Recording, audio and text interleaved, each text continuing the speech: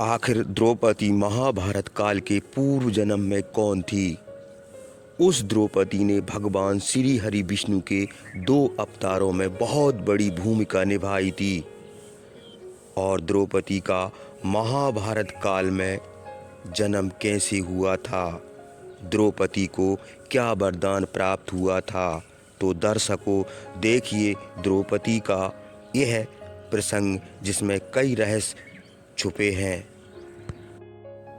द्रौपदी महाभारत का वह पात्र है जिसके बिना महाभारत की कल्पना भी करना मुश्किल है।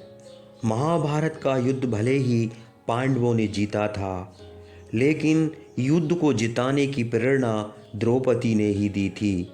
द्रौपदी वह ज्वाला थी जिसने अपनी मर्यादा और सम्मान की प्राप्ति के लिए कौरवों के खून से कुरुक्षेत्र के मैदान की प्यास बुझाई थी। द्रौपदी महाभारत युद्ध के बाद भारत वर्ष की महारानी बनी, लेकिन इनका जीवन और अंत ऐसे रास्तों से गुजरता है जिन्हें जानकर हर कोई हैरान रह जाता है।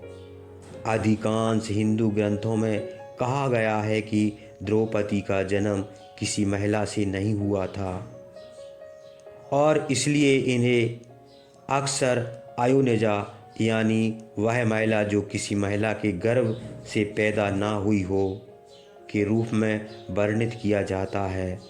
द्रौपदी जो अन्य स्त्रियों से बहुत अलग है, अपने पिता का तिरस्कार सहना, 5 पतियों से विवाह करना, ऐसे ना जाने कितने कार्य थे जो सिर्फ द्रौपदी के अलावा किसी और ने नहीं किए थे।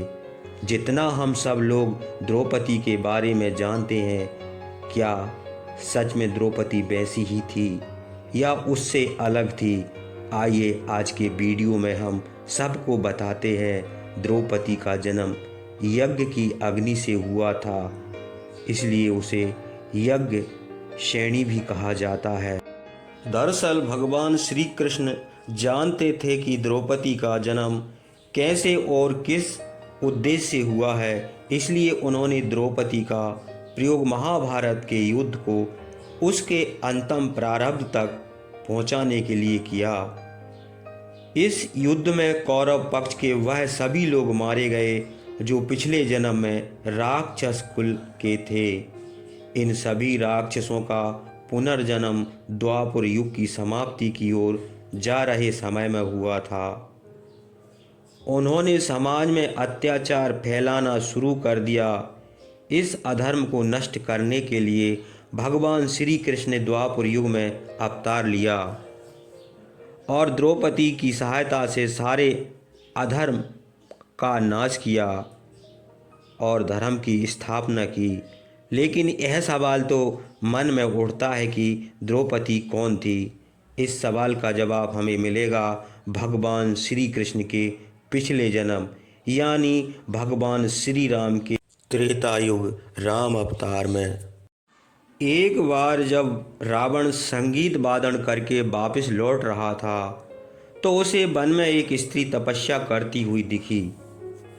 रावण उस स्त्री को देखकर उस पर मोहित हो गया और उसके पास जाकर उससे साथ चलने के लिए आग्रह करने लगा, लेकिन उस स्त्री ने उसके आग्रह को ठुकरा दिया और रावण से कहा कि वह उसकी तपस्या में बाधा न डाले।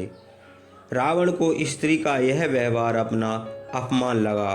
उसने जैसे ही क्रोध में उस स्त्री को स्पर्श करने की कोशिश की, उस स्त्री ने अपने नेत्र खोलकर रावण से कहा, मूर्ख, तूने मेरी तपस्या में बाधा डाला है, जा मैं तुझे श्राप देती हूँ, तेरी मृत्यु का कारण मैं बनूंगी। यह कहकर वह स्त्री गायब हो गई। फिर कुछ वर्षों बाद जब राम जी अपना वनवास काट रहे थे तो उन्होंने रावण की बहन शूर्पणखा के विवाह प्रस्ताव को ठुकरा दिया।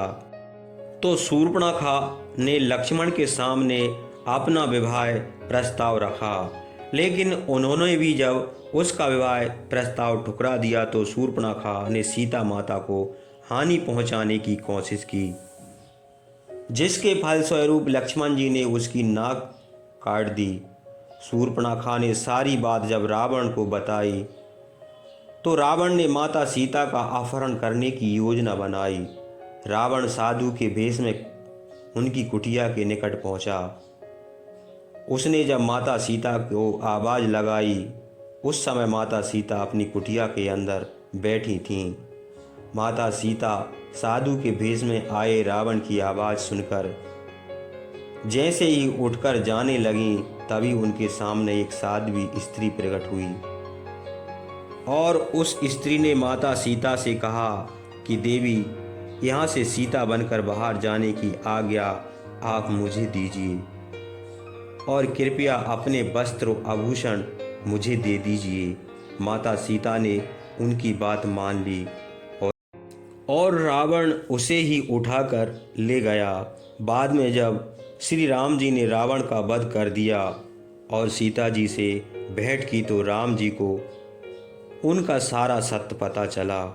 उन्होंने उस साध्वी के त्याग से खुश होकर उसे वरदान दिया कि द्वापर युग में भी धर्म की स्थापना करने के लिए वे भी उनका साथ देंगे।